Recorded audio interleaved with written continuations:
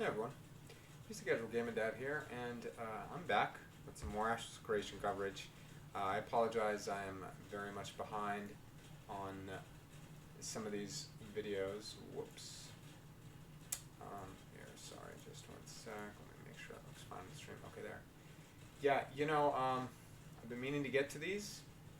I haven't.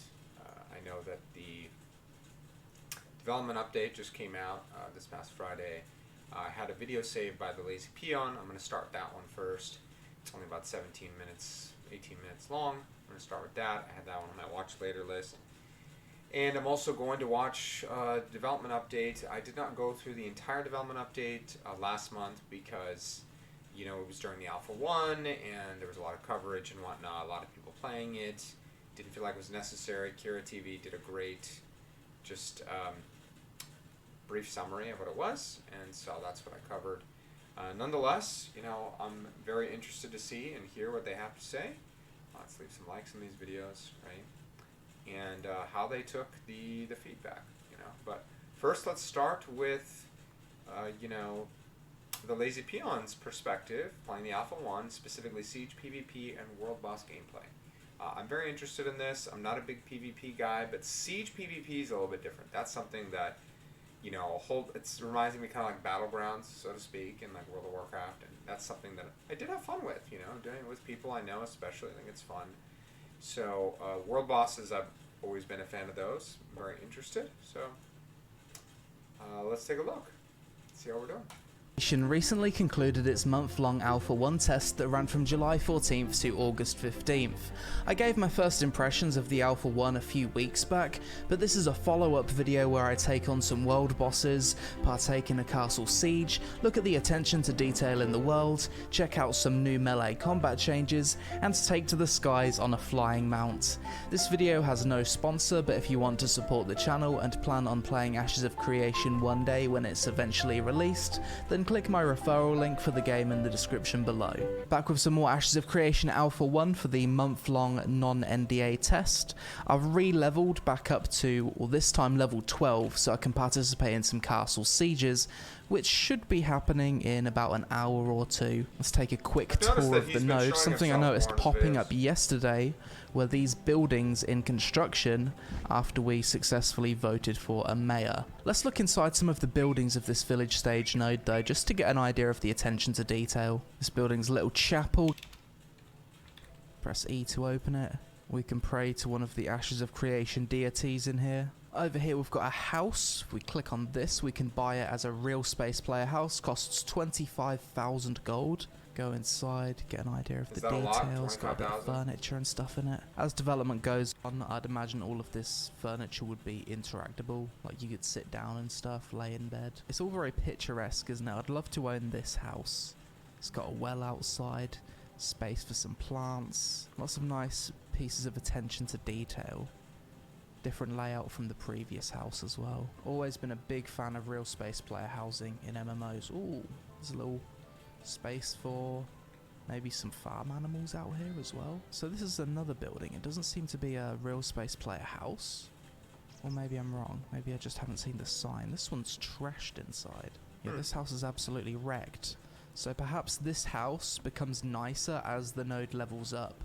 I'm not really too sure what the purpose of this one is yet. Maybe it's just placeholder. But yeah, to get to the point, every single building in the nodes of Ashes of Creation will be buildings that you can actually go inside and will actually have a function. Like this is the town hall. Go inside here, the mayor can interact with the desk to set the tax rate. Places to sit down and have political meetings. The thing I like about having every building serve a purpose and to be something you can go inside of and interact with in an MMO is it helps create a sense of immersion, and it also adds a lot to the RP factor. Imagine being a role player in this game, having your very own real space player house inside of a city, and your friends can just come and visit and everyone sees that house. Come to think of it, I can't really think of too many MMOs that have real space player housing in cities. Land for rent. Land for sale. Need to be mayor to build here. Oh, this is the Caravan Shop. Quite a beautiful looking node considering it's only at village stage. There's the another volcano. 3 stages after this. Town, city, and then metropolis. So if this is what a village node looks like, I can't even imagine how vast and sprawling a metropolis node is. Jump on my flaming fox mount. Got a tree to chop down. Give it a whack. I wish I could turn the nameplates off for some nice picturesque screenshots. But unfortunately there's no function for that in this alpha. Just the kind of river I'd like to do some fishing in. Oh, my character's frozen. No, just random floating stars. And we caught a fish. Not sure if those stars are supposed to be like that. It looks a bit weird. Despite the game being in alpha, the swimming mechanics already feel better than the swimming in Black Desert. Although, literally any game has better swimming mechanics than Black Desert, to be fair. Giant castle in the distance. I don't think this is the castle that we're going to be sieging later on, though. Just bypass all the mobs on mounts. They've probably got to fix that, haven't they? Yeah! Come on, dog. There we go. I'm pretty sure for full release you won't be able to just sprint through a raid, skipping all the mobs on your mounts. Probably not. This is going to be my first Ashes of Creation raid. Here we are. We gather for the boss. Oh, yeah, we've seen this before. There. Some of these players are looking pretty cool. Have some badass looking capes. Player collision's pretty intense in this game. So this one has 49k HP. With the amount of players we have, that's probably not a lot. Okay, let's go. Let's go. Big damage on the dragon. Oh god, the lava raptors are spawning. That's a very big AoE very laser tame beam. way of putting it. Asmongold would say, you know, big dick. Ooh, we're all taking a lot of damage. Healer's doing big heals. This thing, I can actually, okay, I'm dead. Level 10 rare halberd dropped. That dragon did not last long with 30 players attacking it. So once the dragon's dead, let's explore this place. People just killing the ads. Roll. Is there an exit over here or something? The collision we're gonna go do another boss. Saxel leading the way. Oh. Overpriced filler and marketing hype. Oh, what the heck? Didn't that happen to Asmongold? I feel like it did. Stop paying for.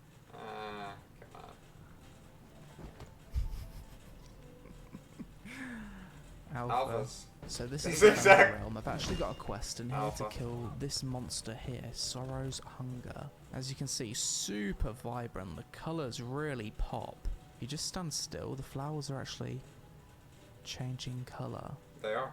Lots of bioluminescence. Big damage. It's like a disco but for nature. Big damage. After we kill this thing, apparently we're going to go fight a spider boss. Sorrow's Hunger. Let's go. Yeah, we're making very quick work of this boss. Harry Potter wand action. Exactly. Kite the boss around. Looks cool though, doesn't it? Let's give it a big laser zap. Big damage. And it's dead. Expelliarmus! Good fight, Sorrow's Hunger. Jump over this.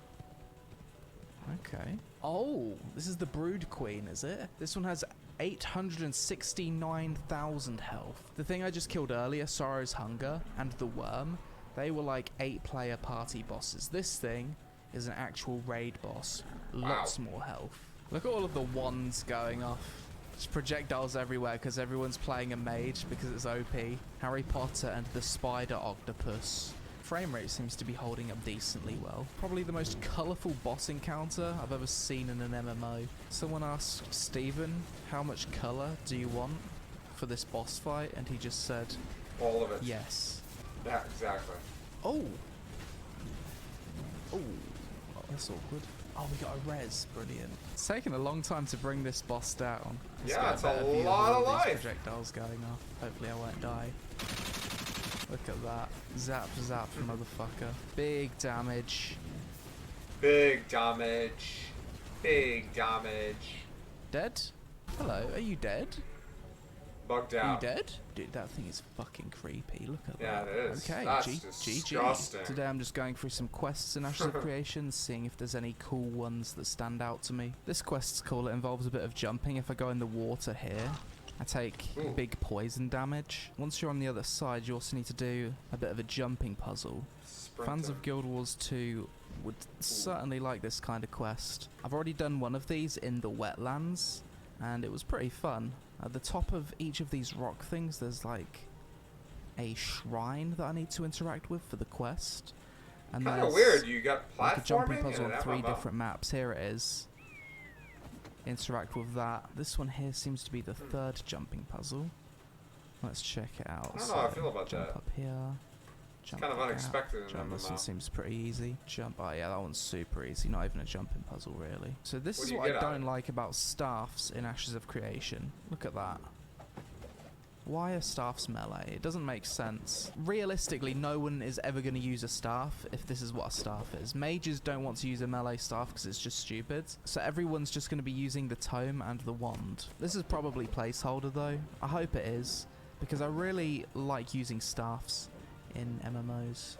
Well, if they're ranged attacks anyway. I wouldn't use it if it was melee. So today's August 16th. I've just logged back into the Ashes of Creation Alpha 1 servers as there's been a few updates. Most notably, there's been a melee combat update. So we can actually try out Lazy the tech. new melee combat swings versus the old ones. So this is how the combat used to be with melee combat. It would kind of root you in place and your attacks would move you forward. However, they've allowed us to press this button and toggle between the 2 modes. So the new way allows you to swing your weapon and have free movement. I already much prefer the new system, having that freedom of movement. It just feels a lot better. Today's the last day of Ashes of Creation's Alpha 1, and in a few minutes we're all going to get boosted to level 15, get a full set of gear, and partake in a big castle siege. Nice. Someone's got the name Caspian. That's quite amusing. I bet that's Kira TV. 100%. I'm going to send him a screenshot. Game's lagging a bit. There's quite a few players around. Siege Wow. has started, okay? Take me to the battlefield. Let's go. My first time participating in an Ashes of Creation siege. Big Take me damage. to the walls. Lazy I suppose mage. we want to go to a control point. Big Okay, that's a lot of damage. attackers coming in hot. There's an AoE down. Oh my god. Big damage. Everyone's just Big playing a damage. bloody mage. Oh, look at all of the defenders. There's loads of us. Kill this healer. Nice. Burst him down. Good job, team. There's another one here. Zap him. Big damage. Give him the zap. Pushing in. Action target mode really feels terrible on the mage. It's kind of unplayable. Probably better to just stick with tab targeting. Looks like the defenders are pushing them back. Yeah. The game's running surprisingly well. It's just a little bit weird that when the enemies die, their red nameplates stick around. I'm guessing that's a bug or something. Hit him from the side. I haven't died yet, so that's good. Let's drop my AoE over here. Big AoE. Come on, hit something. Okay, It's this just fart. Oh, there's a lot of players. There's a lot going on. Come on, I'll chase him. I'll chase him. I got him. Nice. Nice, good job. And another one. Stun. Wow. No. Oh, he's How off on his did he mount. get okay. on his mount when Nice. he's This is gonna going to be a perfect place to drop some big AoE. We need to move fast. Ready? Big AoE. Come on. Right on their heads. Big damage. I got dragged somewhere. Okay. Teleport. Oh, lag. I'm dead. But I Big did damage. big damage before I He died. did big though, so I damage. feel good about that one. Oh, He there's did Steven. big damage. What's Steven doing? Oh, so it looks like we're pushing into the attacker's camp. Drop some AoE. Drop the AoE. DDS. Teleport out. Big laser beam. Oh, zap him. Zap him down.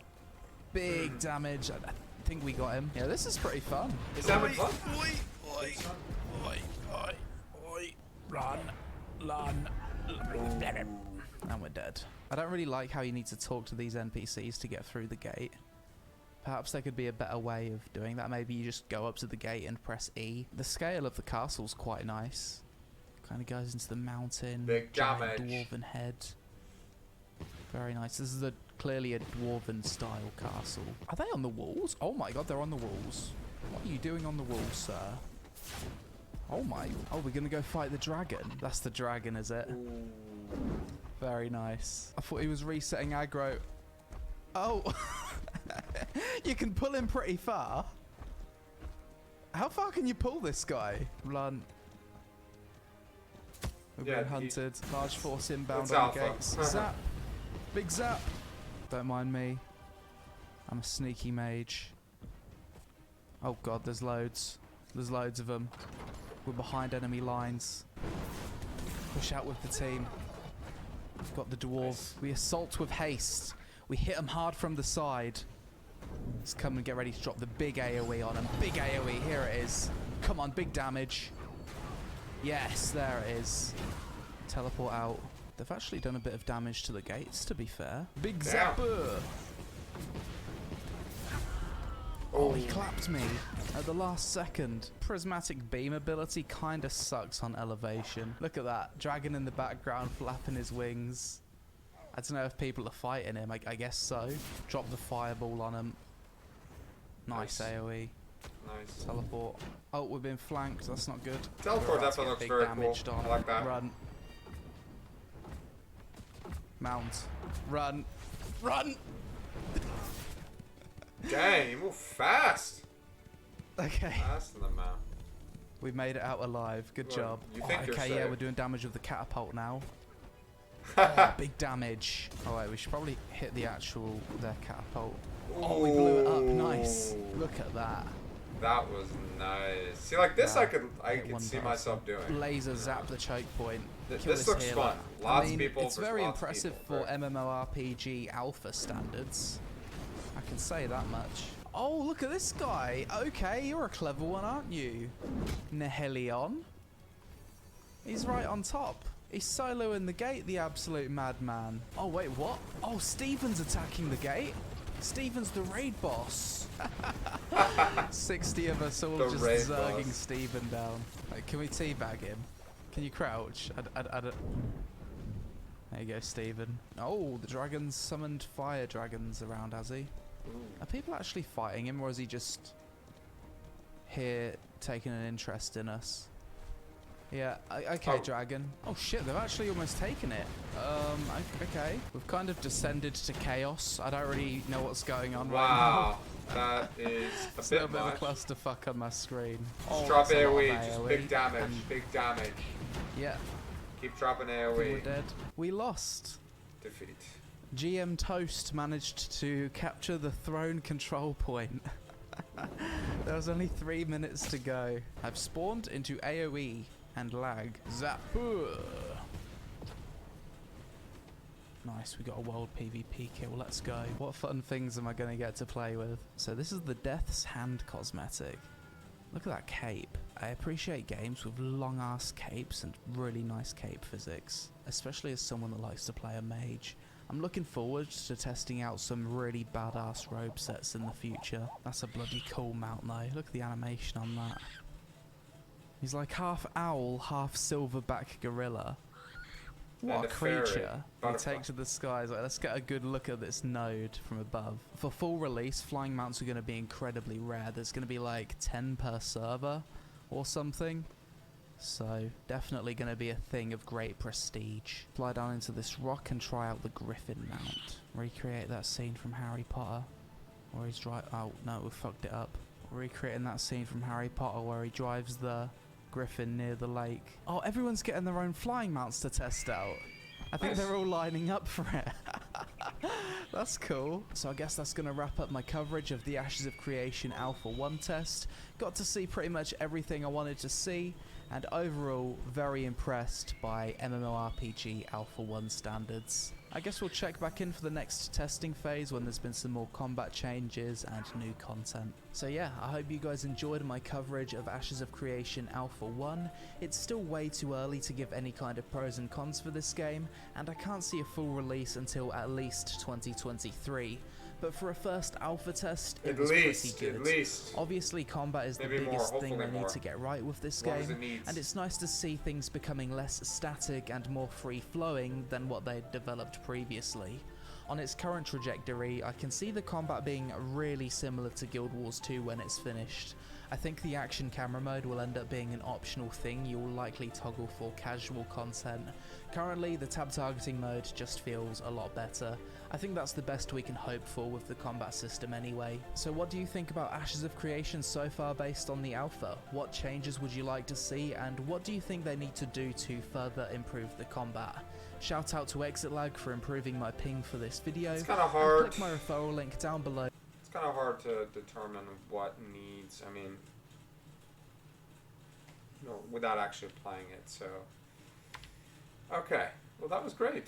That was very, very cool. It's good to see he was having some fun. Let's get started on the August development update. Curious to see what their thoughts are on the feedback. They said it was over 9,000 bug reports they got. Nice. Hello, glorious Ashes of Creation community. Welcome to our August development update. We hope that you have been having a wonderful month. I still can't believe it's She looks August. different with those I glasses. keep forgetting. It's Oh very yeah, we good. just had our Alpha 1 stuff. It's just madness. How are you doing, Steven? Nice. I am a bit mad at my recording this morning. I'm sorry, that's totally my fault that we were late. I wanted to, of course, record something, and when I jumped in, my recording failed to record 4 different times, and I was like, oh, I mean, each time. Let's do the reminders. First, I wanted to talk a little bit about web updates. If you didn't notice, we did have downtime last month. This allowed us to put in PayPal. We did a couple bug fixes as well, but primarily PayPal was the main thing that we were fixing as a payment processor. We know there's a couple different issues in regards to that as well. We're working to resolve those. And on top of that, we have web design for our support section of our site that's going to kind of incorporate matching it to the rest of our website. This stuff is important. Let's move to the studio update. Over to Steven. Actually, yeah, I want to see Of course, about there will be that. some people who just don't get into the program, but we'll always email, help build your communities, and I want to hear about that because I to signed tie up for that that. in, we have app integration stuff that we're going to be talking about next month. Remember that we are still hiring for a position. We had so many people interested in wanting to be part of this program. We want as many people to be in this program as possible.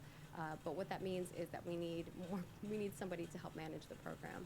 If it was a couple hundred people, I think I could manage it on top of my other stuff. But it is a couple plus thousands of people. So we do want you guys all to be part of our journey here and to help build our community and help build your communities. And our goal is to create a content creator program that is like nothing else that you have experienced at any other studio. It's Nice. really going to be something where we help build a community together. Not only yours, but ours as a whole. Beyond that, once we do hire on a person, we are in our second round of interviews in regards to that. We have a couple candidates who look promising, so we'll see what happens in regards to those. We'll be sending them over to Steven. I think a couple are already. And once we do hire on that staff member, not only are we going to have a content creator program, but we are building out a content creator training academy where people can kind of go into that first to kind of train you to get up to a speed where we think that you should be at if you're not quite at the point where we would want to give you an invite to the content creator program. And of course, there will be some people who just don't get into the program, but we'll always email you and let you know. Yeah, what we probably can me. improve. Yeah, it's usually people who have no content. Like they literally have no content on their website. Like if you apply and you have no YouTube content or no Twitch content, that's hard for us to look at your content and tell if you're Okay, well, I don't have nothing. I streaming definitely have a good chunk of regularly, stuff, or if you're but making content regularly, I'm or still- what's They the have, like- quality of your content. What if it's like MySpace content or something? I mean, oh, you can be a content creator. I mean, look at, we have some people who make comics and stuff like that. That's still content creation to some extent. Sit over to Steven to talk a little bit about studio Hello. updates. Studio updates, absolutely. So, I think we have about, 70% of our team back into the studio right now.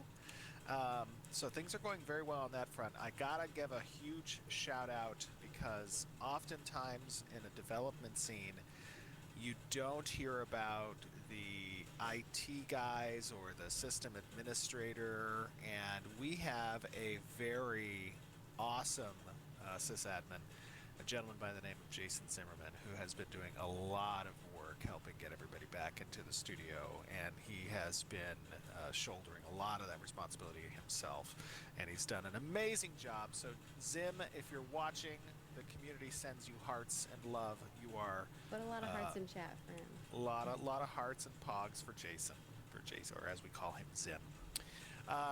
So things are going really well on that front. Additionally, we've had some great hires over the past month. I think we've had 6 or 7 just this last 30 days, which these very talented individuals who are joining the team you'll probably see more of as we get into the dev diaries again and do future streams and whatnot. But very excited for the talent that is joining the Intrepid family.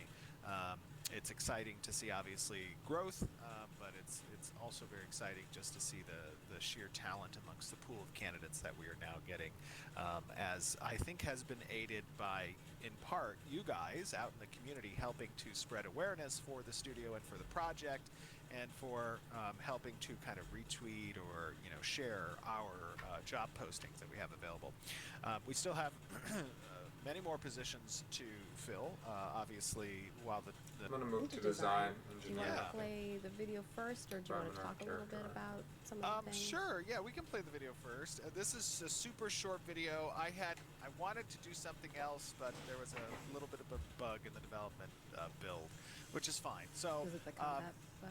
yeah, Oh, there's a combat bug, and there's like a zoom issue, and it's okay. It'll get fixed. But it's like one day and it's broke. I know. It's unfortunate. But so last month I gave a description of what I felt was a really accurate description of the terror bird. And Someone did clip it for me, so thank you. It was so funny. I laughed out loud. It was great. yes, so I wanted to actually just kind of show you the terror bird in the game, and also, show you, I don't know if you guys remember the Thundering Bolt Beast, and show you some the new flower monsters and some of the VFX changes that we're doing based on feedback from the Alpha 1. So it's just a quick little 5-minute video, but of course I know you guys enjoy that stuff, so yeah, we can start with that and then we can go into design after. All right. I'm just remembering when I designed the Thundering Bolt Beast, Steven's like, Margaret, what are you doing? Yeah, I was like, oh my gosh, that tail, Margaret. See, what's Like, funny? you're She gonna says get one she's of the community animators a heart marketing attack. lead. How She many does joints are a needed for each of lot those little wings? in this This game. is when we just. This is when we. Sounds like she does a transitioned lot over more to, outside we of have to this use title. Base models for everything. She does a lot. All right. Well, video is going to be playing here, and we'll see you right after. Hello, glorious Ashes of Creation community. Welcome to another stream That's the day inside of volcano. Ashes of Creation. The world's a little lonely right now. Our month-long Alpha 1 test has finished, and there are no testers to be seen. It's a pretty sick mount.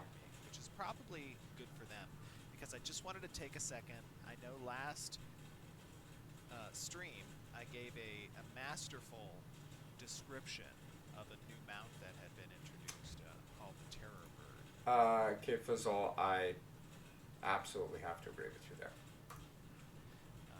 And I wanted Absolutely. to actually. And I'm not afraid to say that. I mean, very well done description. My wife would probably think We've she's actually seen attractive too. the Terror Bird in game. She's very feminine, And very like I said, it's soft probably no features, tester and because this guy is just her, very hungry. the way she talks, But very soft. just wanted to show Even the you way guys, she's like, yeah, I laughed in out game. loud. She's very We have a lot soft, of work ahead gentle. of us towards Alpha 2. Part of that work is, of course, very introducing attractive. content Very into the attractive. game and the different creatures and Femininity, mounts and, the quest lines and fleshing out the core systems that we demonstrated in Alpha 1. I was thinking So it. I You think said that's it, so I'm like, part of that okay, work. all right, yeah, me too. So that's making it into the game. We have a long road ahead of us, of course, but we got a great amount of feedback from Alpha 1 across our forums, Reddit, social medias, Discord. Even if you weren't a tester, How are you doing, by the we way? are testers, but even if you weren't a tester, participating in that conversation and giving your feedback is a super important part, as I've said many, many times. But yeah, take a look at this guy. He's pretty cool. We're gonna have some variants. Pretty in damn this cool. It as looks well. almost like You may remember, actually, I think an I ugly worked on duckling that of as sorts well. mount. You might remember. Doing good. Playing Guild as Wars, we doing showed Arcane. off, Oh, no longer. some Cool, of the model cool. work under the Thundering Bolt Beast, and now his I've been animation playing a variety of character stuff, but since exiting World of Warcraft, more Final Fantasy 14, that's what I've been playing. I like to call him the chicken runner because Ooh. when he's on land, he kind of What we got runs here? like a chicken. A little bit. He's just kind of striding. Oh! Like doing what you The way do. it like bobbles. And he can That's see kinda on cool. land as well. I believe is one of his initial abilities. Mount Sprint. Let's see. Oh yeah, he just takes longer strides. But That's something kinda cool. That's cool about these guys, particularly these types of mounts that have the ability to glide, is of course you have to level up the mount. I think so. Greater glide distance. So initially it might not be super capable of gliding. Let's see. Hold on. Let's see. But Yeah, I just finished the main story of A Realm Reborn, which is like the base game. And, there's some extra quests about it there going to the next expansion. I haven't spent a penny, and I can't believe that they let you play that much of the game for free. It's just insane, but I've been enjoying myself. I have. all right, here we go. Wait for it. Wait. I've been honestly a lot more busy. It's my semester started, Yeah. and Okay, not too bad. things have been really hectic. Glide, I'm going to be starting a new for job not soon, having been so leveled up at all, I haven't had as much pretty good. time to stream these But types of as you things. level them up, you'll be able to glide further and further. But things will get settled soon, and I'll have a more Manage, regular of course, schedule. As you know, if you manage to become a mayor of a metropolis, or the king or queen of a castle, or if you get this guy as like a limited time drop off of a world boss, then you'll have the ability to be amongst the very few who can fly him. And when he flies, he is majestic. I love the Nice. cool tail and all the The way wings it on him. flaps and all the It is wings. pretty awesome, this guy. It's pretty nice. So yeah, Pretty nice. just wanted to jump in, give you a look at some of these creatures. Of course, you guys saw some of the combat changes that we did. We've got some flowers down there. One second.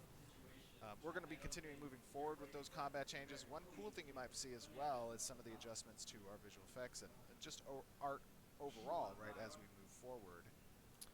For example, this Radiant Burst, we get a lot of feedback about the sparkles. And in the first pass, of course, sparkles are easy to do. But now that we've had some time initially to kind of look at that feedback, you'll see the Radiant Burst effect has changed to something a little bit more indicative of what effects are going to look like going forward. Nice. I love this little plant creature. These poor guys, when they die, their petals just go flying. But yes, so a little short update in the empty game world of Ashes of Creation right now as we continue development towards Alpha 2. But I will see you guys back on stream here. I wonder if we'll see Alpha 2 this year. Maybe. And we're back. Maybe not. Oh my I don't know. gosh, the petals falling off. That death animation is so cool. I was I know, watching. I feel bad every time that thing dies. It's so beautiful. And then when I was watching the thundering bolt beast fly, I was like, oh, okay, maybe it is a little weird. Why No, did I design that? I don't know what I was thinking. I think it looks great. It's a cool beast. You guys will notice also in the footage that there's some heavy clipping. That's some just general touch-ups after a mount is added to a game. You're going to have those types of clipping issues, but those will be touched up. And it's cool with the Thundering Bolt Beast. Actually, a lot of people have always asked, like, well, what's going to be the degree by which you can actually glide with these types of gliding mounts, right? And that's something that has to be built up over time for the mount itself as it levels up, essentially. And I think we might even include, this is some design discussions we've been having, there's variance among the speeds that mounts can have based on how those mounts get introduced into the world, whether it be through the animal husbandry system or whether it be through merchant tables or through rare drops or granted by title requirements. They'll have varying degrees of ability. So you can get the same mount from different drops, different places, and they'll have mount speeds based on that. Abilities like Interesting. speed, and they might also have modifiers to their glide distance as well. So that, when I just jumped off, it was very, So you could have a very rarer low. There's no form glide of a mount. but Okay. as Yeah, you I level mean, it up or you get yeah, I've higher, seen that before. training for the mount, the abilities to glide will be much further and further and further. Okay. So that was something that was cool. But yeah, no, I love the way it looked when it was flying. I thought it was cool, all the little wings. On so many wings. All right, well, let's talk a little bit about, what design has been doing. We'll step back a little bit and talk a little bit about Alpha 1. What data did you guys gather, and how do you think it's going to be helping us as we move forward towards Alpha 2 milestone? Sure. So a lot of really what design has been focusing on as part of these since August 15th, has been kind of drilling into the existing documentation around our core mechanics and systems and applying what we visually observed during Alpha 1. For example, one of the big systems obviously is combat, right? Combat is a very integral component of any MMORPG. Needs to be fun, it's the most needs to be tactile, enjoyable. interfaced with system in the game. And you guys saw some of the initial combat changes that we were able to roll out during Alpha 1, but now as we move forward towards Alpha 2, we're really going to start expanding, fleshing that out further, adding additional polish for those, because there's a lot of subtleties that go into combat, right? And many of those subtleties have to do with UI and how we present information to the player. They go into, you know, specific timings with our frames in the attacks for weapons. They go into kind of the ability design and what we learned from that. So as design kind of observed feedback both from players as well as collected the data from Alpha 1, we're using that to kind of reanalyze, and actually we have about, I think we have, after this retrospective, I think it's probably going to be at least, I would say, 2 to 3 weeks of many hours that will be taking up my daily schedule with the design team as we go through what we call the pitch phase, where each designer is assigned essentially a particular system that they go through the documentation for, and based on observations from Alpha 1 or based on the discussions that we've had with the community, they start identifying components of a particular system and presenting pitches for how we might change those particular systems in anticipation for Alpha 2. And then that pitch gets presented to myself and to our design quorum and to the other designers, where it's then open for conversation and discussion. And obviously it's very helpful to have the documents that community provides the developers so that we can get a good summary of what's out there from a discussion standpoint amongst the community, and we can incorporate that as part of our internal reviews of these systems and those pitches. So that's generally what design has been up to thus far. From an actual implementation standpoint, there's some additional components such as tool request to engineering, helping to flesh out additional parts of the world map as we're moving towards Alpha 2. Obviously, it's a significant expansion of the world, so that's going to incorporate you know, everything across the board, from design, from narrative to world pop to level design to Nice. fleshing out itemization and additional resource components. Like, there's a lot of stuff that's on the plate for Alpha 2 that design is now essentially going to be helping to guide the other departments as part of what our desires are for Alpha 2. Cool. And you know, obviously we put together a lot of the feedback reports, compiling that from like social media to, you know, our forums, every platform that you guys have ever spoken on, as well as even like data that we've pulled from other places. How is design incorporating those as they're going through these design docs that you guys are talking about for these pitches? Yeah, generally, so the first thing that we do is obviously we get an assessment of the original doc and the system and its components. And then in the pitch phase, when we're taking into account observations and feedback from the community, we are citing essentially topic discussions and community sentiment across the different social mediums, whether it be our forums or Reddit that you guys have provided as part of your summary from the community, right? Twitter, for everywhere, everything. right? Yeah, and when we have discussions as the design team on how we want to move forward with either changes, adaptations to particular things, we are referencing community sentiment. How does that sentiment stay in line with what our core philosophies are, right? Our core pillars. Now, you know, a lot of people have said we got to be careful. We can't listen to obviously everything that the community says, because there's differing opinions out there. And I think that's not lost on us. Like, you know, we're not looking to fundamentally change the identity of Ashes of Creation through community feedback. I think we've kind of laid out what those pillars are. You know, we have gotten buy-on from the community with regards to, does that resonate with you guys? And then now we look to increase essentially the positive reception on these core pillars without changing fundamentally the idea or the design of the game, so to it's speak. like this is what we're creating and the product that we're creating, but if we can resolve some of these problems and these issues that you all are worried about or encountering. The with 9,000 design that we have bugs and we're still getting? keeping to what we're trying to achieve. I think that's totally, It's a lot. obviously Oh, for sure. we would want 100% to do that. Cool. You talked a little bit already about what the design team is doing, but in regards to the engineering team, obviously until they get those design docs to be able to start, going deep into those systems, what are they doing in the interim? In the interim, I'm sorry, say it one last one time. I had an emergency text. Say It's the okay. question one more time. You talked a lot about, or quite a bit about what the design team is doing specifically. Well, obviously the engineering team is kind of waiting a little bit on some of those design docs. What are they doing in the interim whilst they Absolutely. wait for those? Well, there's no waiting, I know. Yeah, I was gonna say. They have their tasks for Alpha 2 as well, and that relates kind of to the outstanding feature work that's required and present still for the systems that we'll be bringing online in Alpha 2, right? So as we've said in Alpha 1, and what a lot of people saw as you were watching Alpha 1, those are core systems.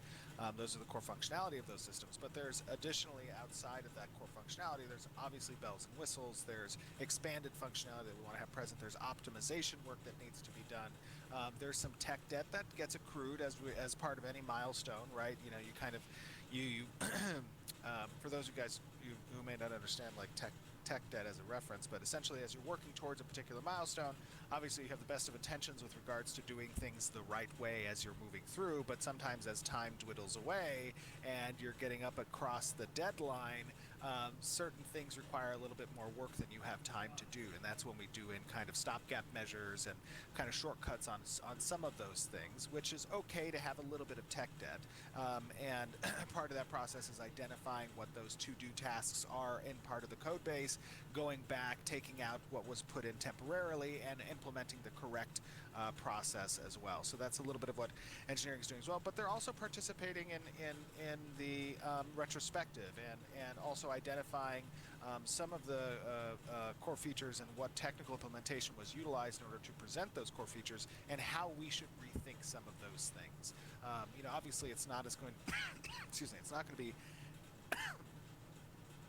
sorry about that. It's not going to be as intensive as actually writing the system over again or having it reauthored, obviously, but it is identifying where certain areas can be changed as part of writing a particular mechanic and how that interacts even with other mechanics as well. He doesn't have COVID, you guys. He's just... No, I'm Steven fine. has had a cough I'm sorry. forever. Like, yeah. you just kind of have that. COVID? Like COVID cough? I just talk too much, honestly. I think it's just I just get a dry throat, and then the more I'm like talking, the worse it gets. And yes, it's not wine in his glass, it's water. Yes, the water helps. You always drink it out of like what looks like a wine glass, and people are like, "Is he It's a drinking goblet. wine?" A goblet. He's just fancy AF, okay. Fancy schmancy. In regards to engineering, they also were working a little bit more on some of the things for security that came up, and obviously Correct. some things that we're looking forward to doing in Alpha 2. Do you want to talk a little bit about that as well? Sure, absolutely. Yeah, so, for Alpha 1, and those of you guys who kind of observed, we actually had a relatively stable environment for Alpha 1. I mean, there were a few times where we had to bring up the servers, back up again, and there were some security attacks that we had to address. It wasn't really our primary focus, at least on the ancillary security components of the game. Obviously, in the game code itself,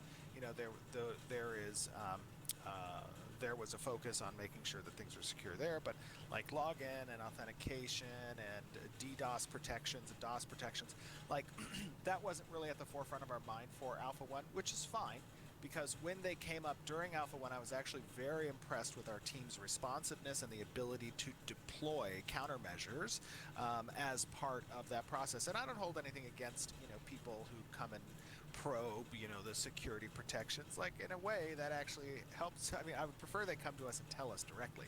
But in a way, it helps our investigative process. It helps the way that we're able to deploy hot fixes. Those are the things that we want to get out of Man of culture. Alpha 1. And, I know Steven, at the end of the GM day, Steven. even if malicious actors are targeting us, it's like, they're targeting us because they want to play a great game, hopefully. Ideally, if Silver you have lining, an silver exploit lining. or a bug or something security oriented. We would prefer you reach out to us privately. You can DM me Agreed. or Toast or back Or me. or Steven. Steven, you have Doesn't a lot get of lost. DMs, I know. so It doesn't get you lost in might the get DMs. lost. But if you DM one of the community team members, like community managers or me, we will get on it right away. Like those things are things that we're working with engineering on all the time. And we have had people reach out to us in the past. In I regards like to those type of things. I like somebody said hacked out of love copium. Okay, maybe a little bit of copium, but regardless, it was great to see the team's response to that because we had issues. I felt so bad. I'd be like calling somebody up at 3 a.m. I know. But I thought we performed very well in that. So with that regard, going forward, obviously Alpha 2 is where we're going to employ more stringent security measures, especially around those ancillary systems and as part of the game code even further. Because, from our perspective, obviously, MMORPGs, when you have a large amount of players that are participating across many different systems and in a single environment, there's always going to be opportunities for certain individuals to do things that are a little bit yawning unsavory. so much. In Blast that doors. Come here, regard, keep me company. that's going to be a focus for us going forward to Alpha 2. Yes. Speaking of Alpha 2, I know that people are wanting a date. We don't have a date for you, so we will not be announcing that on Of this course stream. they don't have a date yet. When we do have a date, we will let you know. But obviously, right now, our main thing is kind of going through, making sure that we have all the systems in, ready, or getting those things ready and prepared, and figuring out time frames that those things are going to take, tasks, things like that. So it's going to be a little while, but we will let you guys know when we are ready. Probably next year. We'll let you know That's okay. when Alpha 2 is coming. So In regards to Alpha 2, can we talk a little bit about what the users maybe a can beta expect in at Alpha the end 2? of next year. I know you won't be able to go through everything because it's a lot, but Yeah. the highlights maybe. Feels Yeah, optimistic, but that's honestly, okay. Alpha 2 is really taking Alpha 1 and fleshing out all of those systems much, much further, right?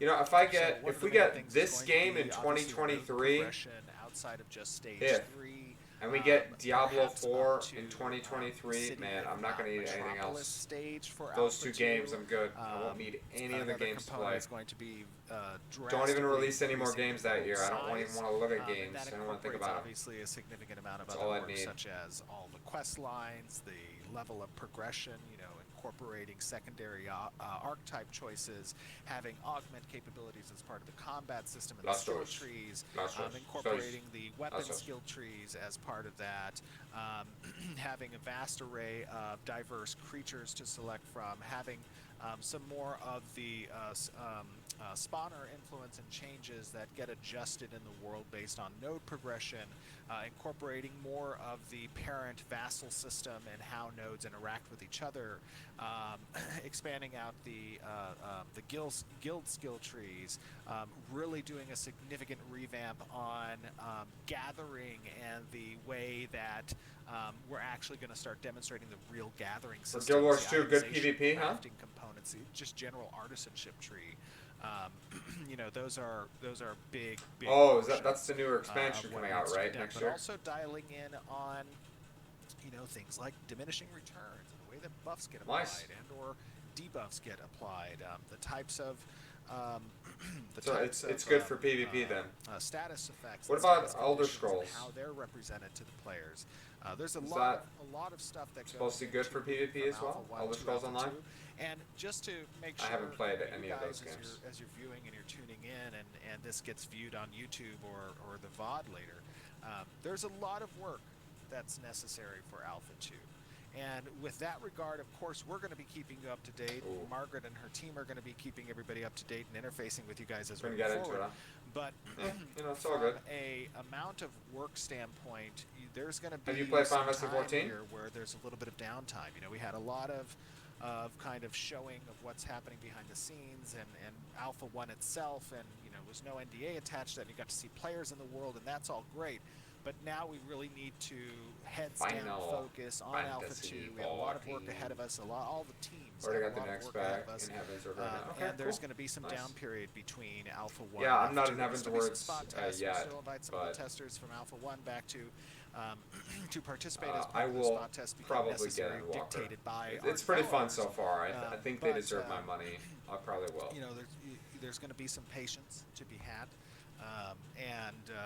You know, as we spend the time that's necessary to make sure we're What getting things right and they're what data incorporating set the are you on? feedback that we received during Alpha 1 and stuff. Yeah, I'm we just on, really want to set expectations. Crystal, I think it is. And when we are ready to tell You're on you Aether? the Alpha 2 date, we will. But in the interim, I hear an Endwalker though. We can play with anyone from any data You guys set. will get to see the progress. I think, you know, I'm even looking back and seeing a lot of what you guys see Supposedly, you're already going to be able is, to play with anybody. you watched That'd the be cool. journey, and it's been pretty cool to see that. It's gonna be even crazier because we're gonna have some 'Cause, you really know, cool stuff come online, and so you're Because still. you know, just real quick, you know, my thing is right now, like I had a friend who was starting to play it. Well, not my son is playing on the PS5, but I have just been playing it by myself, and it's really good. It's a great MMO to play solo if you're going to, but I mean, I do like playing with other people, so you know. We're gonna see those systems as I'd they like come to have some online, people to play with, you piece know. by piece. And of Especially when there's course, new the content and art stuff, you know. Like just basically everything from our teams. I think Honestly, you'll it's a fun actually see game. more stuff Fun. from design, Very fun. especially as we move forward. Good story, because interesting. now Alpha 2 is really where a lot of those other systems are going to be starting to come online that, you know, Yes, we're the no very alts. much in Oh, engineering thank speed, God. and so we can't really show you I what love everyone that. is doing. Although I really do. P has offered to show me code, I was like, probably shouldn't show that on the stream. But yeah, we do have lots of cool Don't things show code on planned. the stream. A lot of Hell Dev no. Diary stuff will be coming Don't back do that. online once the That's studio a is ready. bad And idea. Steven approves that I can All right, start Bastos, recording come in on, go take a nap. And yeah, we just got a lot of cool things planned. Right over here next to even in the Charizard. interim, we will continue to share updates with you all, and even some more behind the scenes stuff once the office is ready for that. So with that, That'd be I think cool. we're ready to move on to environment if you are. I am ready. Okay. The first thing. Yeah, I'm a summoner right now, and my secondary class, I think I might do Dark Knight. Just, it's not like I love tanking really, but I just love that class. I like that class. It seems really cool, so I might do that. So I made a gladiator, whatever. I'm like level 10 gladiator, level 51 summoner. I want to discuss actually in regards to the environment update. Summoner's is pretty that cool. They are currently working I like on terrain and node R&D. Before I even show you guys some of the art stuff that Dragoon, they've nice. got for me to showcase, do you want to talk a little bit about what that research and development is and how that's going to be incorporated into the game? The R&D for, I'm sorry, you cut out for me. Terrain and node. Oh, terrain and node, yeah, absolutely. So, you know, as you guys saw in Alpha 1, the nodes weren't super visually aesthetic, right? They were functional. They had the buildings placement. They had NPCs that spawned. They would grow in size. The territory of collection for experience would change. You know, the base functionality of the platform technology and how they're procedurally generated, that was functioning as well. But from a terrain perspective, essentially the plug of terrain and how the terrain changes when a node advances, making sure that it's seamless at level 0, making sure that it has, you know, foliage that's properly placed, and when you get into the layout, having some height changes, having different materials for the roads, and just kind of spending time on prettying up the nodes. Part of the R&D component is obviously going to be examining how much we can change the terrain and make it very seamless when it's set in the world for the node itself, but also extrapolating out from just stage 3 into stage 4, into a town, into a city, and eventually a metropolis. A lot of R&D is going to be placed in not just how we achieve those larger footprints of the node itself, but the location and placement and what parameters design has to set as part of the platform tech for particular buildings. Speaking Specifically, of design, I saw a prototype that one of them did, and that was pretty cool. They were like prototyping some you of the mean node stuff. Bucky Collins did a great job using very I think he was using Java to create this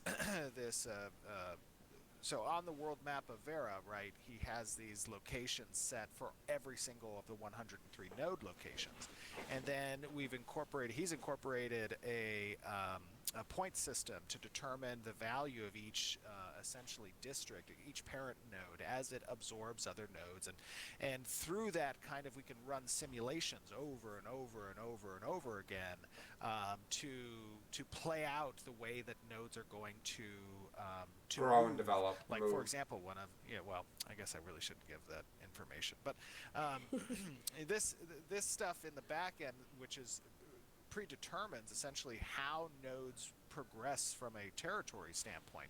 That's a very important component. But from the environment Sounds side, important. on the R&D stuff, that's really going to be like, how can we make sure that node placements are equitable when it comes to sieging and defenses of those particular nodes, the types of number of gates you have to make it through in order to reach the town center, not having too much terrain around a node that just makes it so easy, like if a node's in a basin and like you can have trebuchets on the top of terrain, like raining down fire out of the range, or fire for, attack back from the node itself. Like that's part of the R&D, the research and development aspect of That was pretty sick determining the right the type Lazy of Peon got layouts on that need to be preset from a parameter standpoint as part of this trebuchet was procedural blasting generation. them from Because up we there. also want That was nodes to pretty look awesome. very different. We don't want nodes to look the same, right? So for Alpha 1, it was just about standing up the tech, making sure the tech is working correctly, that we're collecting the experience, that we're surfacing the stuff to the player. And now, as we move towards Alpha 2, we really need to dial in on the R&D aspect of, okay, we need to define these parameters accurately. We need to theory craft out each of these parameters and each of these node locations as they progress. What impact is that going to have on things like sieges? What impact is it going to have on things like having those buildings and NPCs present, and what number of available plots are possible at a maximum stage node? So there's just a lot of stuff that goes into it. Yeah. Sorry, Totally. I can ramble, so just cut me off when I'm talking. No, too much. you're good. You're good. Shut up, Steven. All right, I'm Shut gonna up. No, swap I'm just kidding. over and I'm gonna show you guys some concept art. So He first thing I rambles have because he's here passionate and he is, loves what the he's doing. volcano landscape that they're working We're on. happy to have you, Steven. I love seeing the concept art because That looks you sick. guys have seen some of the concept art in the past of the That different looks terrains, nice. and then we show you the screenshot of in game, and it's like it looks exactly the same. It's so hard to tell sometimes because our artists are just so amazing. But can you talk a little bit about what this area is? I love it. The Yeah. volcano. I love it. This is lava, and you can tell it's lava because it's bright and glowing a little bit. No, I'm just kidding. Thank Steven. Okay. Thank you No, this is for that obviously clarification. Steven likes to troll me. There's a wide array of different types of biomes that's present, and one of these components is obviously how do we portray landscapes that are not just beautiful but are also dangerous. And there's obviously environmental hazards and effects that can be part of these types of terrains, and we want to not just show always the I wanna be prettiest a side dwarf. of Vera, but also show the Please. more I don't want to say vulgar, but like the more antagonistic Gritty. aspects, the gritty, dark. Yeah, exactly. So that includes stuff like corruption and how it kind of perverts the land, or these more kind of apocalyptic scenes where you have these large flowing rivers of lava emanating from a giant volcano, and because we're able to significantly increase the draw call distance that you can see the world around you, it's cool because you may see this volcano from a 30-minute distance trek across the realm, but once you reach it, not just because of the surrounding area that you see here that's concepted out, but that there is something deep in that volcano that's compelling. Like you want to go inside, You love a creature. I do. Yes, exactly, right? Also, in one of the concept arts, it's like Isn't there a double dragon layer in one of lava. them? A dragon. Absolutely. And I think the great thing about these types of concepts is they're not just identifying the specific biome, but they're incorporating the type of perspective you want to have with those long draw calls, right? With being able to see that mountain at a distance, or having So the Charizard world lighting break through He's the a fan of clouds, the lava because he's a that's fire present type. there. And I think that gives He's the okay with that, environment a right? good direction Yeah? on, not encapsulating You okay with every that? trek across the world, because a lot of MMOs we played, Alright. those zones are super encapsulated. glad you're okay with that. Oh, I'm always blocked because there's some tall mountain that doesn't let me see beyond it, and it's like right next to me. Or I have a very curated path that I have to follow, and that can just be a super boring thing. Yeah. If there's a waterfall, there better be something hidden behind it. That's right. And of course, Stephen talked a little bit about the different nodes. The first thing here I'm going to show you is actually a bunch of props for the Dunyer.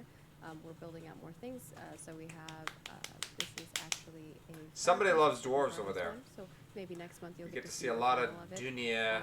We've been showing a lot of the different stuff that's going to be in houses and in nodes. This is a podium that you'll probably see in a town.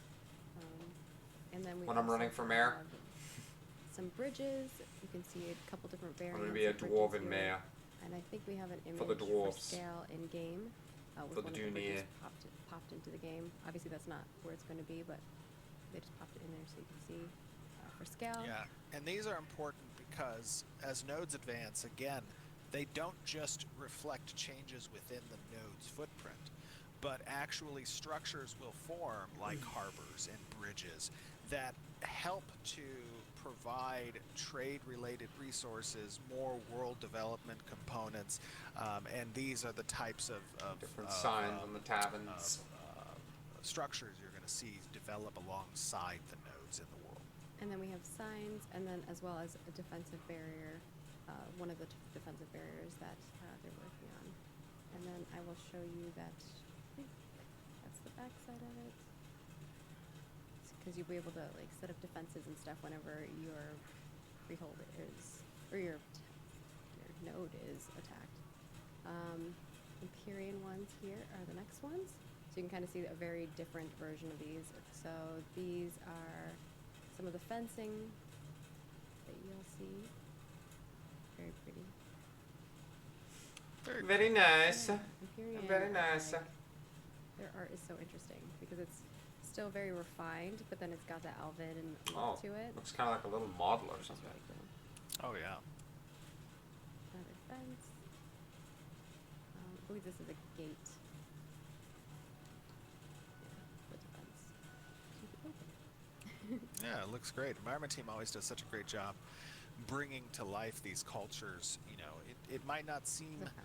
much as you view individual like fences or fountains and these kind of props that are present across the world, but when you start putting all of these things together to represent, you know, an entire town, village, or whatever, you know, they do a great job making these things all exist in together one another. It cohesive, doesn't, yeah, cohesive. Doesn't make it feel like it's standing out or apart or a sore thumb, so to speak. Yeah, and then these are some of the lighting, like the sconces that go on the wall versus the ground, Okay.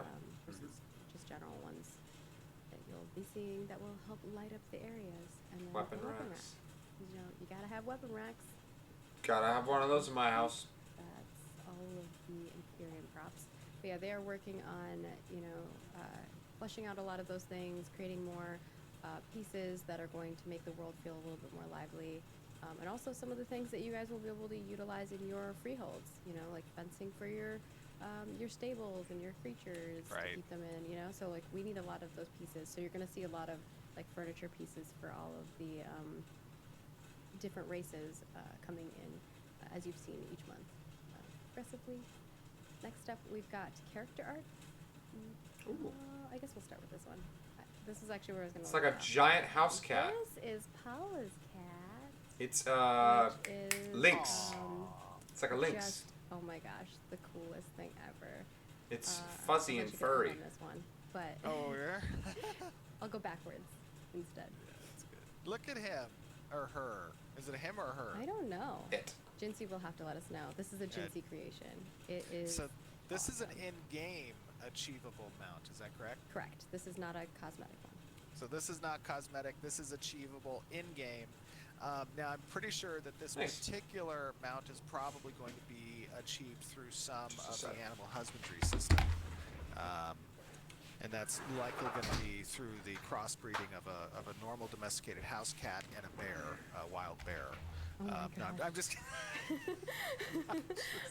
I'm just kidding. What? Nice. I'm just joking. imagining a house cat and a bear, and I'm like, Steven, how? What? I'm just joking.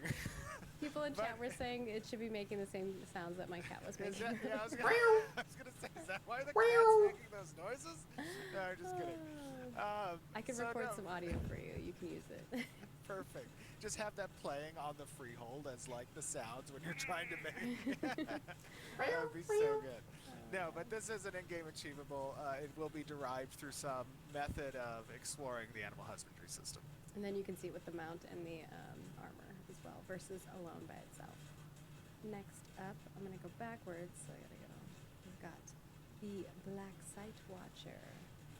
So this is a cosmetic one. Yes. This is from a Halloween set previously. I helped design. Got like 6 eyes. Very cool. And it's A lot of based wings, a off lot of eyes. some of the ravens that were created. So we built out some ravens. Ooh, I like the love white the raven. albino vibe raven. He's Yeah. Yeah. The Graven. the Graven. The gray raven. raven. Maybe we make a really really pal one that has Oh, got a yeah. red eye for the. Yeah. Ooh, I Cool. like the Graven idea. And then we have the Chameleon. Oh. So cute. This turned out so good. This is part of the Valentine's Day set. Very neat. Now, that's a pet. It Or is a mount. mount. Oh my gosh. Yeah. Wow. That, I mean, if you didn't have a saddle, that would be really uncomfortable. We could make him a pet too, though. Could make For him No, my, I'm just uh, saying, like, if you were riding that thing without a saddle, like Oh, it that. would hurt. Oh, that crystal wasn't meant to. Yeah, be for there. my like that would be unfortunate. my twig and berries, that would not feel good. Don't bear back the Carmine Chameleon. Yeah. I have to agree with Steven on don't bareback that. Wow, why is she referring But to yeah, that these way? are meant to be. My thought process is that I would love to Little have concerned. these like in like a cavern, and then like you don't realize that it's a creature, and you go to like mine it, and then it like comes out and attacks you. That's what I Oh was yeah. thinking. Yeah. And what if he just like poops crystals and you can like harvest it? Oh, that'd be Oh lovely. yeah, like that's one of his actions, like his top tier action. That'd is be just pay like to win, Steven. 24. Well, oh, that's true. No, it'd have to be part of the base value. Yeah, the base. yeah. We could make a base creature that is That a. poops resources. Yeah. I'm just kidding. Dang. I mean. Steven's in a really silly mood today. The next thing we have here is the Greaves of Pride, so you can kind of see like the final version, and then we'll also show you kind of the work in progress and how these work. So sometimes you get to see the gray scale versions of each of these things, like you did with the fireplace, but this is one where you get to kind of see the whole process of it. which is really cool. I love the detail, and I would say that you know, partly, obviously, outside of the fact that we have very talented artists, but partly the reason for these types of detail on the armor sets and the weapons is that as part of our home system, you'll be able to have certain types of furnitures that allow you to place armor sets as display. And having those armors be intricately detailed like this one, I think is going to be a really cool added bonus to how each of the players customizes their homes and stuff. Oh yeah, like housing decor. People love to have the models of the items put in their house. I've seen people do that kind Absolutely. of stuff all the time, or have like a room, like a dressing room with like a bunch of mannequins lined up. Oh yeah. Yeah, with all like the armor that you're really proud of from raiding and stuff. But yeah, this is really cool. I'm still in shock of how amazing our artists are. Like it looks like the concept. It's crazy.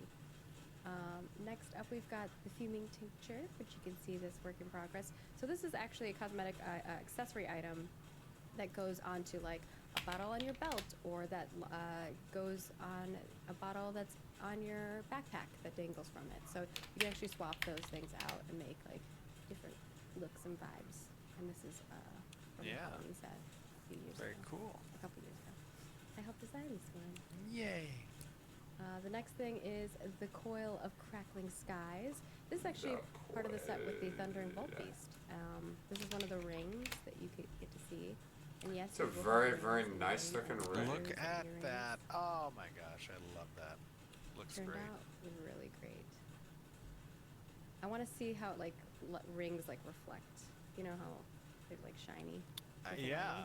I'd love to have like jewelry boxes as part of like furniture as well, and like let you put jewelry in the box. You propose to somebody with a little jewelry Ah, box. that'd be so cool. Because we are gonna have weddings. Oh, I'm so excited. I'm so excited for, like, just community stuff like The that. That's RP. gonna be great. Oh yeah. We will definitely 100% have to have like a Varen interior decorating show series on like Oh, Twitch and YouTube. easily. We will make that happen because I love that I'm idea. sure there's going to be like also, Varen companies out in the game world that sell their in-house decor services, Well, and they have like to you be can able to add edit. them to your family and then give the permission to deploy based on that, right? For the property or I whatever. think in and the past you had said that we wouldn't provide permissions like that for somebody Did else I? to come in and like change stuff Oh, like pick that. up, yeah. They can Yeah. access like inventories and stuff, but yeah, Maybe that's that's true. something we have to talk about. Because in the past, at other places that I have worked as well, we've allowed people to do that, and it's been pretty cool. You can like hire somebody Yeah. to like help interior decorate. Because people would like make a hot tub out of like crazy weird stuff, like putting them together. It was madness. That's true. All right, We should next- I like somebody said, Magisto AOC said, how about cleaning them? We should have houses get dirty over time, and like if you don't clean them, like you take little roaches and stuff. Yeah, you get like a negative on like the house decor functionalities, and you could hire cleaning services. I'm just like, don't- Design, good luck, and I'm artist, just- good luck with that. But some games do that, like Animal Crossing has it. If you don't come back for a while, there's like little bugs and you have to go stomp on Right. them. Yeah. Yeah. No, I'm just- It doesn't have to be too crazy. You could have it be simple. you got to make your bed in the morning. That would be funny. We're going into Sims now, which I love. So, this is the Lorica Vindicta set, which was our March set for this year. Cosmetic set. Really cool. And we have a turntable. Yeah, of that it. looks great.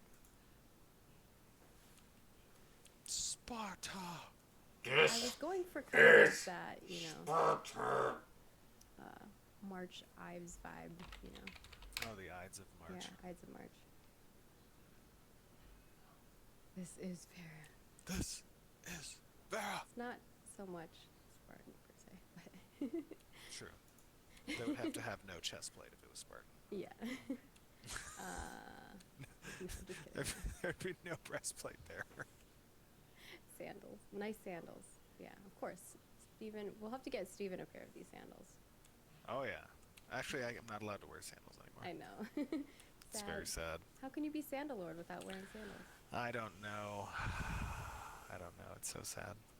All right. Well, next up we have Threads of Fate, which looks amazing. Bless you. Very nice. Oh, bless you. Very nice. My allergies are going crazy, so that's why I'm keep coughing and sneezing. Yeah, Eli did this set, I believe. And he even made the weapons, which Yeah, aren't part of the looks great. the cosmetic that you get. We'll find somewhere to put them. But we will find somewhere to use them. And we have a turntable of this as well, so you can kind of see that. Oh, I love it. It looks so good. Great job, Eli. Looks very good. We did a little zoom in. Yeah, we got really high Oh, quality. nice. Got a little size zoom in assets for going. Yeah, Holy we have really high smokes. quality assets for this, so thank you for. I always love when artists send us the high quality stuff because we can do more fun with it. Mike We should put Vecchio these is the guys guy. on like top of a ziggurat, and like have the instead of the light in the hand, just like a pulsating heart, and they're just like eating it. Yeah, that'd be cool. Yeah, I'm sure the design team is gonna find some fun places to put these. But yeah, just so you guys know, I love the green. I'm Any a big fan. all of the creatures and NPCs that we create for these monthly cosmetics, you are helping us develop the world. These are going to be in the game as Yes. NPCs, as creature variants, etc. I mean, you probably already have seen them through Alpha 1. But yeah, you're helping us really like build it out. Next up, we've got Dunyer Plate Set. There's 2 different versions of this, so this is the first one. And this one's in-game achievable, yes? Yes, correct. And you get to see Nice. the progression path Oh, of cool. the armor set as well. Little horns on that one. This one has like a little mohawk. The Dunyer. Yep, Follow so the just again, to give you Dunyer. context and comparison between armor sets that are achievable in game and the cosmetic skins that people can purchase. Obviously, again, our primary objective is that we keep those equitable, that you are not, a lot of games probably many of us have played, you're forced to consider the purchase of cosmetic sets if you want to look good at all. That will not be the case in Ashes.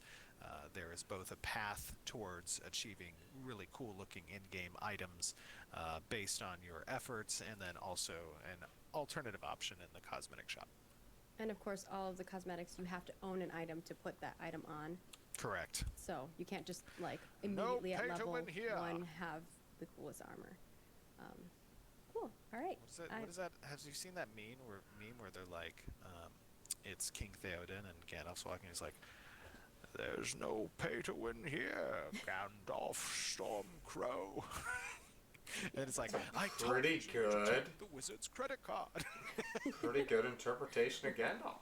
Pretty Sorry. good, not gonna lie. That's funny. All right, let's move on to our Q&A. So we've got questions here from the community, and if we don't answer your question here, definitely go check the forums. Toast and Vacnar will be adding answers to your lovely questions over there after this. So even if you don't get answered here, you may get answered there, or they'll let you know if you should, put them in for next time. So half tilt gamer and Pickadoliver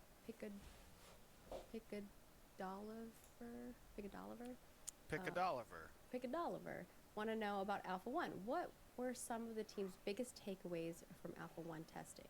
I mean, we talked a little bit about that, but Yeah, we did talk a little bit about that. if you could pick one thing, what's your one thing that you think you took away from Alpha 1? Just one. Just one? Yeah. My gosh. Oh, one thing. How can they do that? Wow.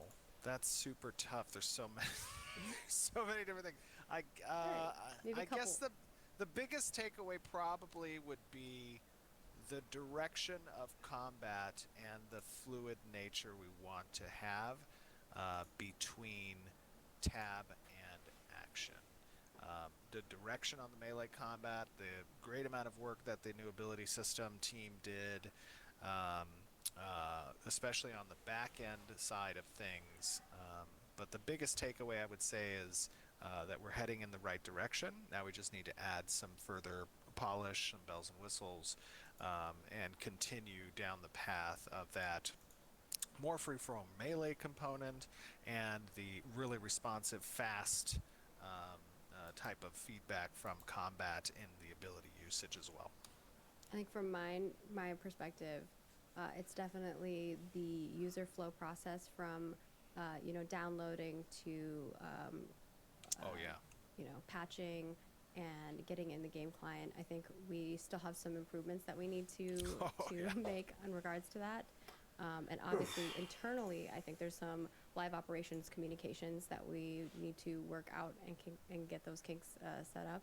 But I think those to me would be big takeaways from the perspective of like what we were trying to test in this Alpha 1. For sure.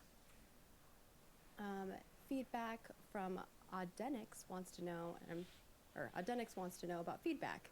I went dyslexic there for a moment. What is one thing you wish us testers and community members better understood about the development process in order to give more valuable feedback? Ooh, can I answer this one? Sure.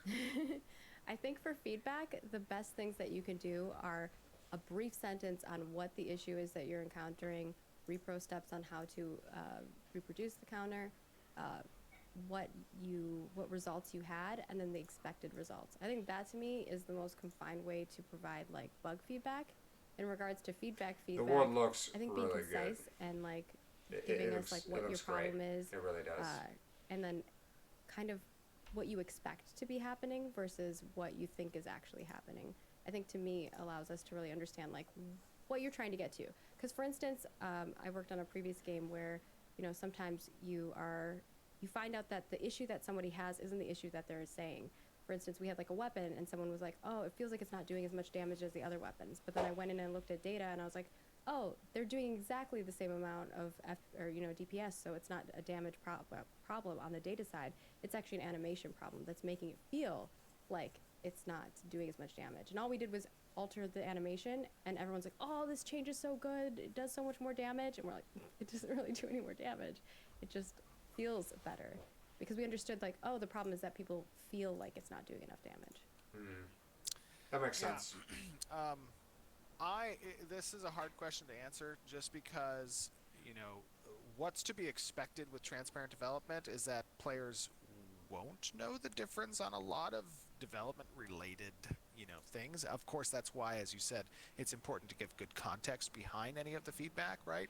Yeah. Because then it allows the developers obviously to read into what you're saying specifically and know with their developer Because sometimes the issue instinct. you're encountering isn't actually happening. So Right. we'll go in and we'll test it. We're like, oh, that's Sure. not happening. And then if we don't have Yeah. context, we're like, well, it's Sure. not broken. So Yeah, what I would say that's helpful to me, in addition to what you described, Margaret, is I think one of the things that's important about being a tester in an environment like Ashes, where you're fundamentally testing a true alpha system, is be willing to spend some time outside of gameplay to read through forums and what other testers have said and are saying as well, because that will better help contextualize your feedback also, and it'll give you insight to what others have been saying, maybe have you think a little bit differently about your experiences. I think that's an important thing.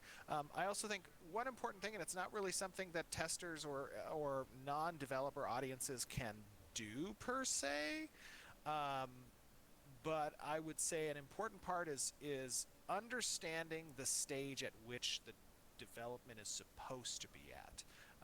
Meaning, for example, like when I say, hey, we don't have much of the UI implemented at all. A lot of this is placeholder. And then if a response or feedback is like, I hate this UI. Well, if I read that and I'm thinking, yes, me too. I hate the UI as well at this stage, and it needs to be more functional, but that's something for a future testing period. So becoming familiar with what you're testing and why you're testing what you are testing. I would say that's an important thing. But let me just say, with that question being answered, just read, because we do provide you a list of what we are properly testing. But with that question being answered, I will say our community has performed amazingly when it comes to feedback and when it comes to testing, because true testing is a difficult task. I mean, it is a very redundant / repetitive / monotonous / you're not playing a game. And that's something that we've tried to say many times in the past about alphas, at least with regards We to told Ashes. people don't buy unless you want to help the development process, right? Yeah, but I think... Which is really funny from a marketing perspective of being Right. like, don't buy this. It is funny. But I think we saw super positive response from the community regardless of that, right? And even amongst our testers. I mean, we had great response from our testers, from our community. The feedback was, and even if the feedback is redundant or not necessarily applicable to the testing period itself, at least reading what the players are saying gives us confirmation that our intentions are down the right road of what players want to see. And that's always a good thing as well. We took a long answer for that. I'm so sorry. No, I think it's great. I think both of us. Well, that was had an a lot to important say. question because it references the community specifically. Yeah, I know. I love that you were telling people kind of like read up. I think a lot of the times, even on the community side, from our perspective, our community managers are basically like broken records. They get very used to answering the same question over and over again. We do supply a lot of answers for you on our support site. Like literally, there's a KB articles for almost everything. The community has an amazing wiki with a lot of answers. Like if you just take a moment to do a little research on the question that you have, you might find the answer pretty quickly, because everyone in our community is just amazing. Otherwise, we are helpful. We will answer the question that we've answered a million times. Cronus wants to know about split body versus root motion.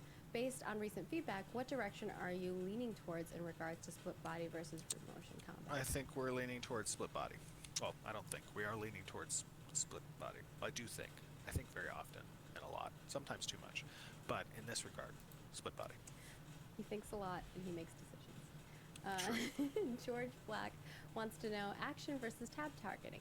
Are you still considering whether the combined action / tab targeting combat will be replaced by either tab only or action only?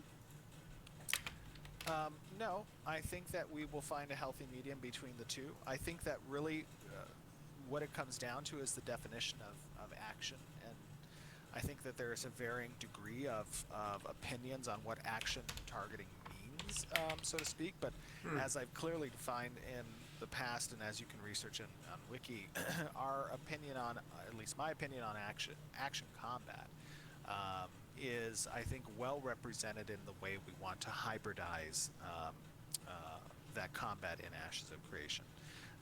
And I think that there is going to be a good balance between those two, and it should be a seamless transition between the two as well. We're going to be fleshing that out further as we move forward. And I'll answer this next one, which is from Pyrial/Pyrial. They want to know about Dwarves. Will the Dunyer be seeing an update on their appearance? Yes. You all have sent us a lot of feedback. We are going to be showcasing a lot of those changes next month, probably. I've been working with production to try to make sure that that kind of gets pushed a little bit forward so that we can at least show you guys some work in progress changes next month on our development update. So stay tuned. We heard you. A lot of us love Dwarves. We agree. So you'll be seeing Me, one of them. And I've been working with Ryan Richmond, who's our lead concept artist, on some of those changes that we'll be making to the Dunyer Dwarves to make them more traditional fantasy, stout-looking dwarves, right? thick boys. Thick boys and girls. I Thick don't know if it'll make it by next month boys. because there's some revisions that we're going back. Yeah, I think we're but going it to might be a show month some after. work in progress. Not, Okay, it won't sure. be final stuff. Obviously, it's going to take more than a month to finalize those bad boys because the base of the models that they create are going to, affect everything going forward. And especially the character dwarves creation. that you saw in Alpha 1 actually will be more similar to the Nikua as well. So something to be said about that. Ooh, nice. All right, and then we have from Sethrago wants to know about orcs. Will the more goblin-esque Vec be as short as dwarves or just slightly shorter than their Renkai brethren? No, I believe they are slightly shorter than the Veyloon, but slightly taller than the Dunyer. So they're in between the two. And Angelic Shia wants to know about stats. Are our stat points, strength, dex, int, granted statistically as we level based on our class, or can we reallocate them as we wish, kind of like adjust them? So as of right now, definitively, there is going to be a tattooed system which will allow certain slots for you to apply stat migration, but it's a give and take relationship. There will be higher quality magical tattoos that can be applied to the character in order to adjust stats, but for Like a the most magical part, enchantment. exactly. Ah, Yes. and then Yes, enchantment. tattoo system. I think we've talked about that in the past too. So if some people We are have. like, what? Yeah. So one up road wants to know about nodes. Will the type of nodes of each location be shuffled before launch so that beta testing doesn't reveal their secrets? Unfortunately, no. Beta testing will require that the node types be definitive, and that's because of how node types are integrated into the relating and corresponding neighboring points of interest and those quest lines. So it's not something we can swap very easily. Right. And Ekin wants to know about corruption. Will there be any large-scale consequences when many players in a group, guild, region, religion, etc., become corrupted frequently or for an extended period of time? Ooh, interesting question. It is an interesting question, but no, there are not group dynamics or mechanics that revolve around mass murdering people in the world. The corruption system is intended to deter mass murdering, not to provide incentives by which players can go out and gain corruption. Makes sense. So that would be a little bit anti. I think they're wondering if there's going to be consequences, large-scale consequences. So, for instance, I think the question is more along the lines of like, if my guild has no one corrupted and your guild is like 80% always killing people and always corrupted, will your guild have repercussions because they're corrupted versus my guild? No, I don't think so either. And the reason why is, we want to deter it, but we don't want to make the system meaningless. And if the deterrent becomes too heavy-handed, then it's a system without a purpose. And I think that the intent behind the corruption is that, like, during a rise in passion and like anger and whatever, you want to make this decision and do something, and you'll suffer the repercussions later. But if those repercussions are just overwhelmingly bad and even antisocial in the sense that like your guild is like, hey man, you went corrupted and this gives us like corruption points on the guild and like, you know, you're out of here. Like then people just aren't going to choose to use it, and then at which point you might as well just take it out. So I think there's a healthy balance between the type of deterrent used as, you know, keeping players not performing this corrupt activity very often. Yeah, people would just group up and not like Right. being a guild, basically. Yeah. There would be a way around that, right? Like, Yeah. next question is from Hakaiju, and they want to know about careers. Will there be development or design-related jobs available at the Amsterdam office as well? And I don't Yes. think, well, we have development, like design-related jobs? Not design, but there might be They're like asking about live design ops. related. Oh, I see. Okay. Yeah, no, not design related. No, That would like be live here in the operations States. and publishing. So that's like Yes. It community would be- team, marketing, And marketing. yeah, production. exactly. Yes, but probably not so much on the like development design side, design art / Correct. engineering. Cool. All right. Do we have time for a couple bonus questions, or should we wrap things up here? We can take one more. The Okay. best question you can find. Okay, roll me a 1d3. No, I'm just kidding. All right. What? Oh, wait. Hold on. Roll Ready? one- All right. It's a 4. So 2. Okay, so Brain Dance's question. There was 3 questions that were on here as bonus ones. This one is in regards to caravans. Based on risk versus reward and PvP flagging not applying to caravans, what does a player risk when they attack a caravan versus defending their caravan? Got So it. what do I risk when I'm like gonna go attack a caravan? Well, there's going to be gear degradation that occurs on death. In addition, obviously there's a time component, and also, you know, there's going to be an associated quest system that determines when you're participating in a assault or a defense of a caravan. That it's going to track your record of successful defenses or successful attacks. And if you have failed attacks, so you've opted in to participate, and you have a failed attack, essentially you did not achieve your objective, that's going to count against your record in the quest system. So these are progressive quest systems where you are achieving something as either a highway robber or defender of caravans, and your successes in each of those categories is going to determine the types of rewards that you're going to scale up over time based on that record. And that's the incentive / disincentive not to participate in something you don't think you will have the ability to achieve. Interesting. All right. Well, with that, that's our August development update. So thank you all for joining us. We really appreciate it. Of course, final reminders, we do have a dev discussion and guild gathering up right now. Please get your answers in, as our community team will be compiling those. And we will have our new ones coming up here in September. We would love for you to get involved in those so that we can gather your feedback and make changes that you are interested in seeing and being part of our development. Of course, the August cosmetics are going to be swapping over on September 1st. So if you want those, snag them up now. And with that, we will have the VOD of this will be up on Twitch right away. And we will be uploading it over onto YouTube along with our website and all of that jazz afterwards. And on Twitter and Facebook and Instagram. Give us a good follow. We're in all the places at Ashes of Creation. We try to keep you up to date almost like daily with new content Discord's good and place. new engagement Discord. and new fun things for you guys to help us out with. And all of those things get reported to our development team. So please do so. We love it, and we love seeing all of the amazing fan art and fan creations that you have. So keep sending them our way. We love seeing them, and we will keep you guys updated on all of the things as we move forward. Oh, and Anything everybody else? needs to wish Margaret luck tonight because she's going to get her butt kicked on some talisman. What? Savage. We're going to be playing some board games, so.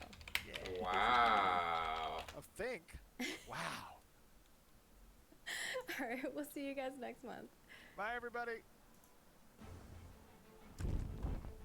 Thanks, Steven. Been a big time troll tonight. Okay, that was a pretty good update, I'd say. You know,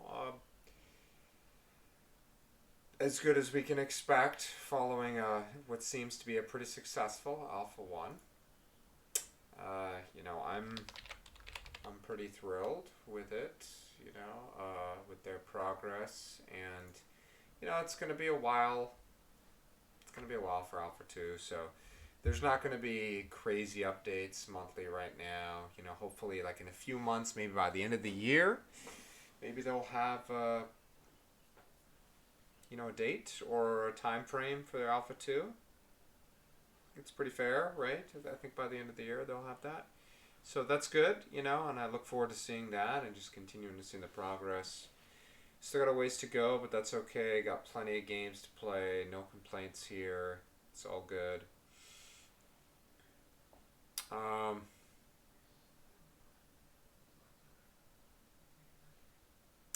Yeah. I don't know if I have much else to say about that. Kid Fizzle, can I ask you real quick? Do you mind me asking you a little bit about Guild Wars 2? I know you said you played it. I don't know too much about it. I heard about the PvP aspect. So it's not a sub game. It's a game you buy the game and you just play online, right? It's different. It's just an online RPG, and like, what are the games would you compare it to? Is there any other like big games you can compare it to? I'm just curious. I doubt I don't really have room for another game like that right now. I would have to just swap out. I can't play. Like, I'm not playing WoW probably for a very long time unless they really fix the game, which I don't know if they will. But so I'm playing Final Fantasy right now, and I'm probably going to be playing some other games on the side. Maybe Diablo 2 Resurrected when it comes out. I do like Diablo games. Diablo 2 is fun, so I'll probably be playing that. I'll play some Grim Dawn on the side as well from time to time, just a mod. Buy yes, no monthly. Okay. Yeah, that's what it looked like, so that's kind of cool. I mean, it doesn't look like their expansions are too expensive. Right, so, I mean, it's a game that maybe I'll give it a shot sometime. I'll probably not right now, or anytime soon, really. I'm just really busy. It's just hard to squeeze in. I think 2 games is realistic. For me, I would just have one game, kind of a more, I don't know if I want to use the word hardcore because I'm a casual gamer, but just an MMO game, a game that takes up more time, and then another game that I could just play on the go and not have to think that much. That's kind of why I like those ARPGs, those kinds of games, So usually if I take a break from MMOs for a bit, which I like to do, then I'll use that time to play some immersive single player game. It's super casual with good combos. It's where Ash is headed for combat. Nice. Well, that sounds good. Yeah, I've seen those comparisons too, and I like that. That definitely sounds pretty good. It sounds like it's a game that's just worth playing, worth your time. At least just give it a shot for a bit. I mean, that's what I'm doing with Final Fantasy right now, and it's very enjoyable. So yeah, I mean, I think it's fun to move around and rotate through games, play game for a few months, take a break, play some other stuff, come back, take a break, There's no reason why you only have to play a game or two, but that's kind of where I'm at right now. I'll take a look at it. I'll take a look. I'll look at some video and gameplay. Like I said, I probably wouldn't be right now, but I'll take a look definitely. I keep hearing about it. Elder Scrolls. It's I played Oblivion, which I thought was a cool game. Skyrim was overrated as hell, in my opinion. I know there's people who love that game. I really just didn't. I finished it in 30 something hours. It's not for everyone. Yeah. I mean, is there any game that's for everybody? Not really, right? So, you could say that about just about anything, but yeah, I'll take a look. You said the PvP is good. I'm not the huge PvP guy. I kind of like sieges and whatnot, big groups against each other. 1 to 3 players, or just world PvP where I'm just running around and people just just kill me all the time. It's not my cup of tea, that sort of thing, but as long as it's something I can opt in or out of, or if I'm just playing with lots of people, then it's okay.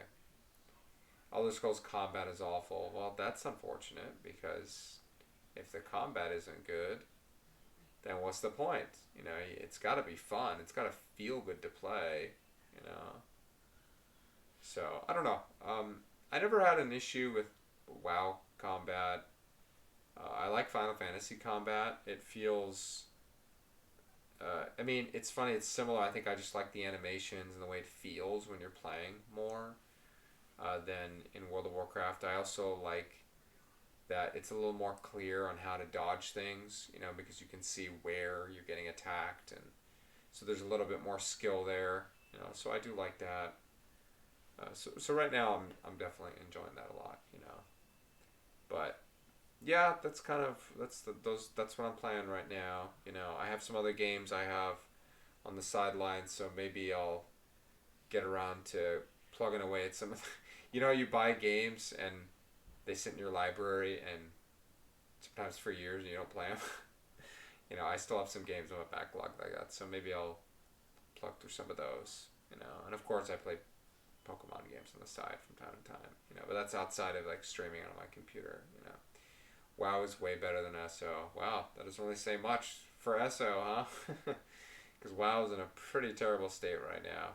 Just absolutely horrible. I mean, honestly, if they don't like legit fix the game, I will never play it again. I just won't. You know, I refuse out of principle to play it. They can't keep making the same mistakes anymore. But you know, it is what it is. If they fix it, great. If they don't, well, it's okay. There's lots of great games to play out there. So I'm not going to be as pissed. I didn't invest 15, 16 years of my life like some people did.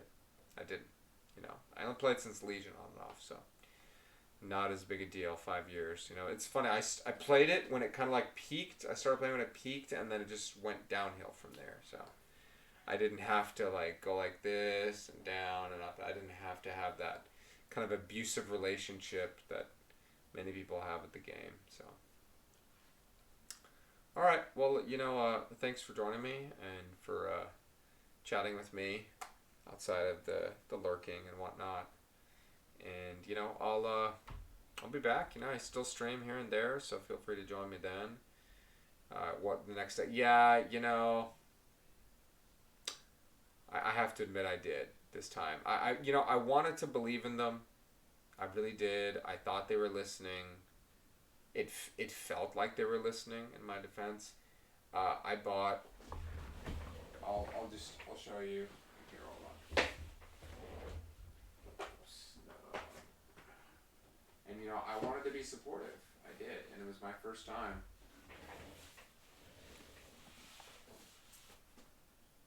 I bought the collector's edition.